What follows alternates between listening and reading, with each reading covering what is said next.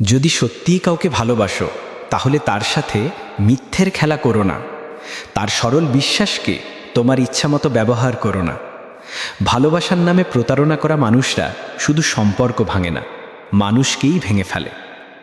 একটা কথা মনে রেখো, যার সাথে তুমি বেইমানি করছো সে হয়তো তোমার জন্যই পৃথিবীর সব কিছু হারাতে রাজি ছিল, কিন্তু তুমি একটু ইচ্ছা, একটু লোভ আর একটু সময় কাটানোর নেশায় একটা মানুষকে ভেতর থেকে শেষ করে দিলে।